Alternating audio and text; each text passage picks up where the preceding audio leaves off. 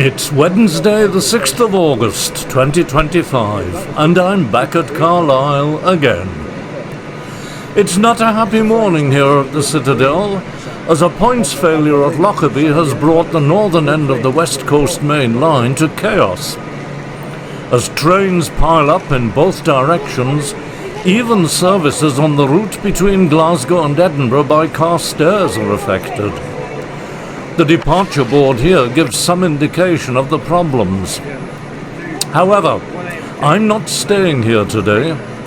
The Settle & Carlisle Fellsman is running between Crewe, Chester and Carlisle, travelling over the Settle & Carlisle route in both directions.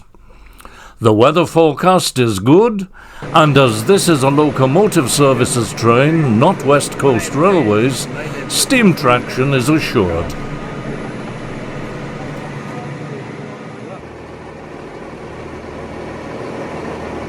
So here I am at Appleby, an attractive station where the charter train is scheduled to stop and take water.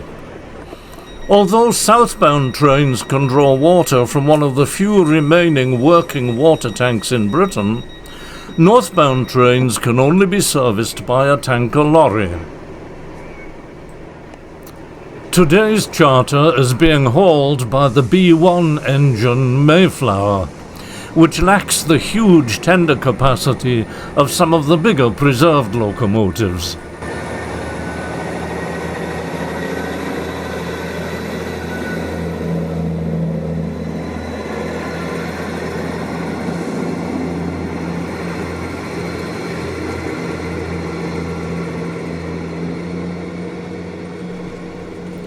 Something, I don't know what, caused a hold-up at Clitheroe, and further delays mean that the train is now running some 40 minutes late.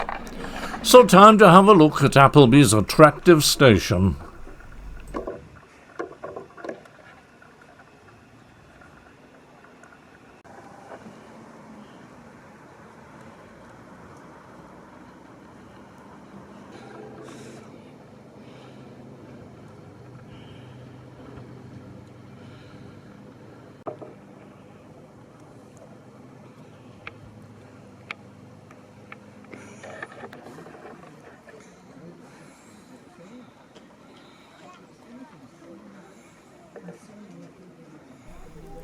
And now, as Monty Python might say, for something completely different.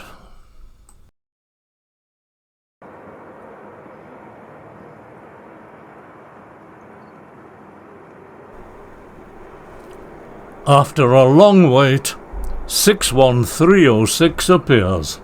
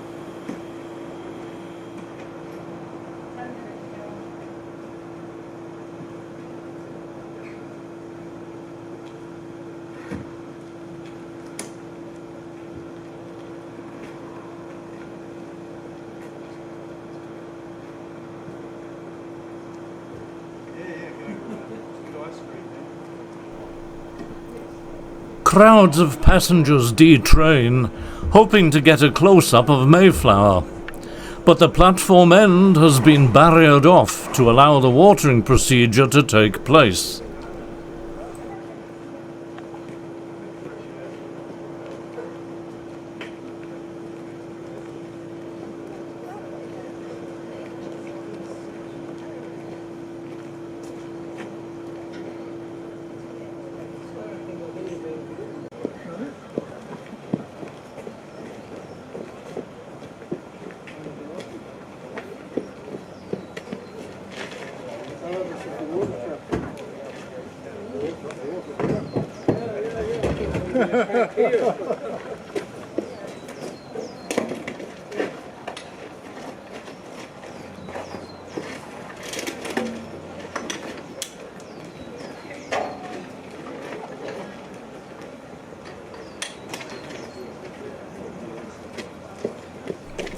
Passengers in the rear four coaches will face a long trek to access the platform. Was the platform longer in the station's Midland Railway heyday? Some research called for here, I think.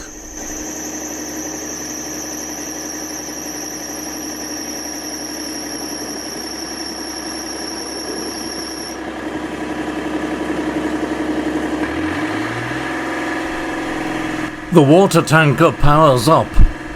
As the train is so far behind schedule, everyone involved will be eager to complete the watering operation just as quickly as possible.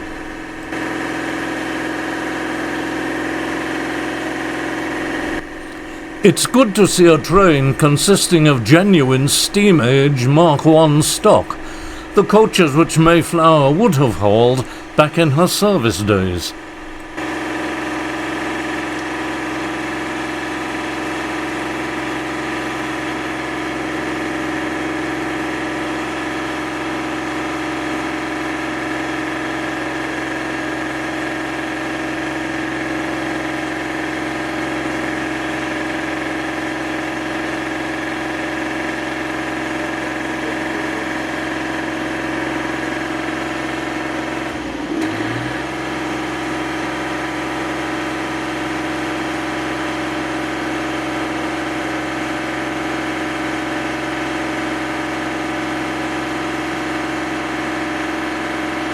Mayflower is one of Edward Thompson's B1 class two-cylinder mixed traffic locomotives, designed and built during the Second World War, introduced in 1942, and certainly not painted in bright green. I grew up in their home territory with 409 of them in service, black and usually in shabby condition. They were not engines that we little boys got too excited about.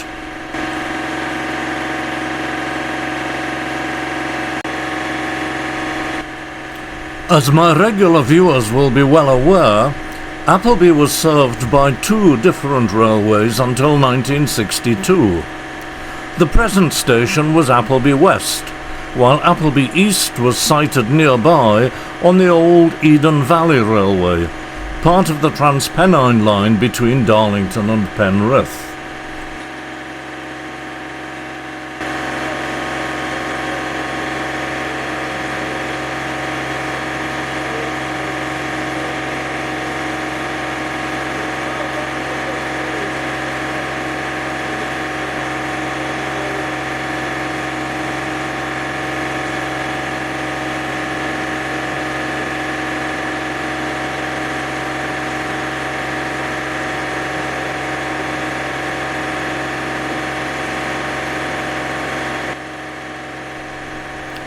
The signal is cleared for the up or southbound line.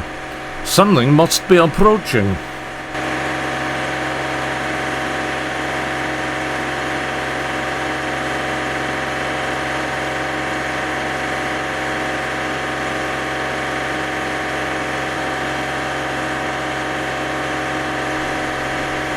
Passengers are returning to their coaches. Watering must be nearly complete.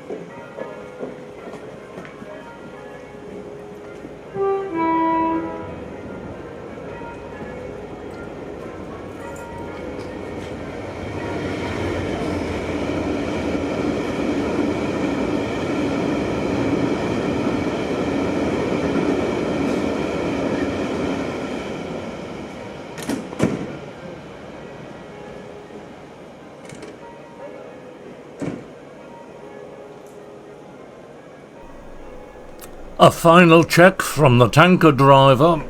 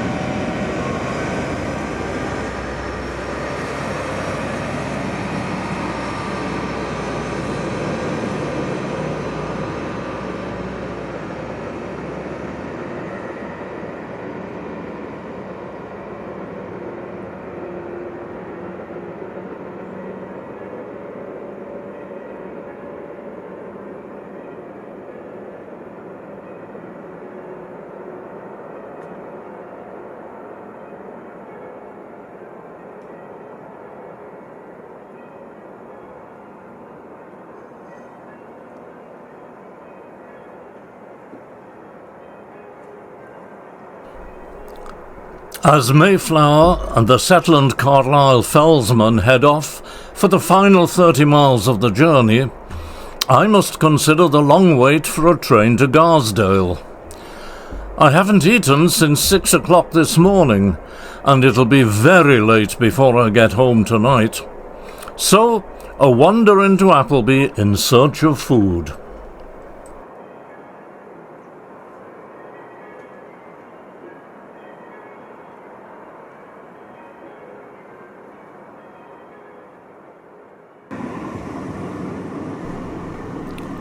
And so down the hill toward the River Eden and the town centre. An attractive little town, but what's happened to all the cafes? Most seem to have shut their doors permanently. I do manage a good meal and then tackle the long climb back up to the railway station to await the next Leeds train. A journey of approximately half an hour brings us high into the Pennines to Garsdale.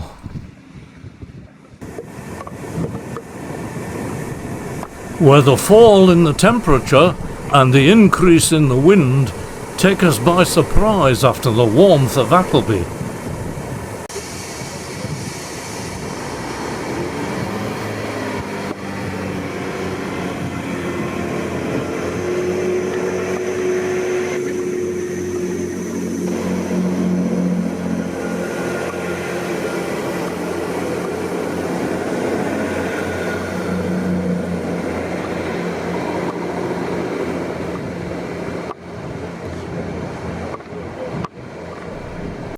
We have a long wait before the steamer is due on its return journey, so let's have a look at the station. Garsdale once boasted the highest railway water troughs in the world. Could this explain the water tank?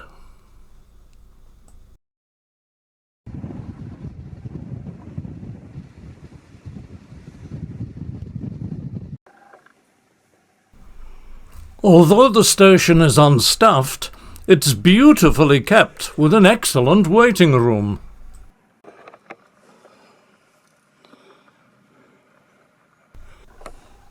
No matter how long your wait, you'll never run out of reading material.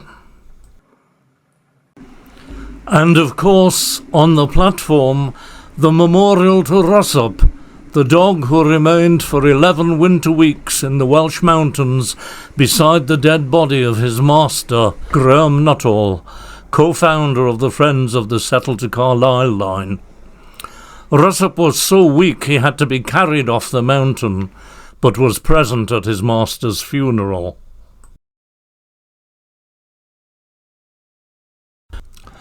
This was a busy spot in days gone by, and was named Hawes Junction, as a branch line ran from here across the Pennines via Hawes to Northallerton on the East Coast Main Line. In the early hours of Christmas Eve 1910, signalman Alfred Sutton forgot about a pair of light engines waiting at his down-starting signal to return to their shed at Carlisle. They were still waiting there when the signalman set the road for the down Scotch Express.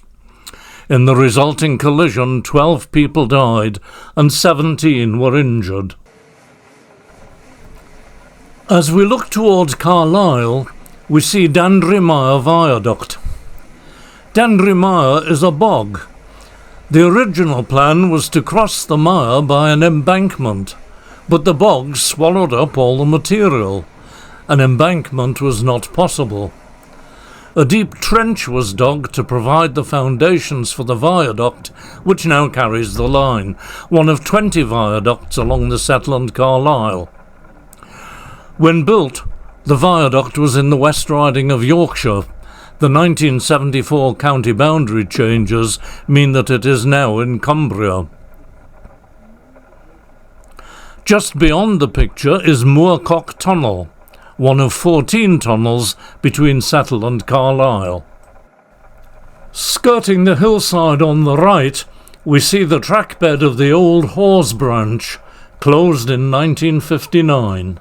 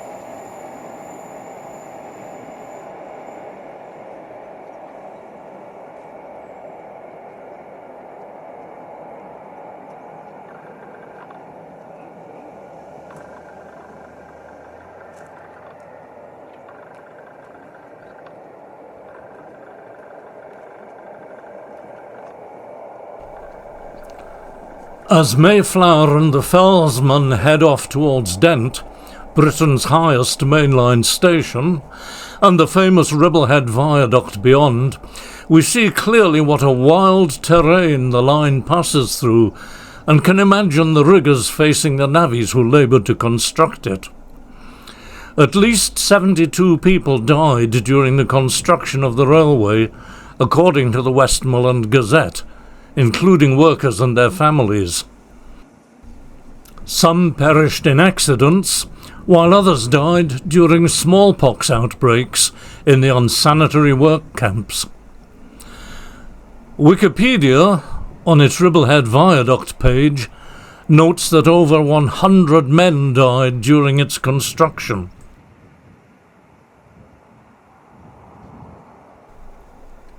We now had over half an hour to wait for a Carlisle train, which typically arrived in the border city 6 minutes after the Dumfries train left. A 2-hour wait. So, Wetherspoons, a leisurely pint, a late train back over the border, and a taxi home. A long day, but a good one. Thanks for watching, and here's to the next time.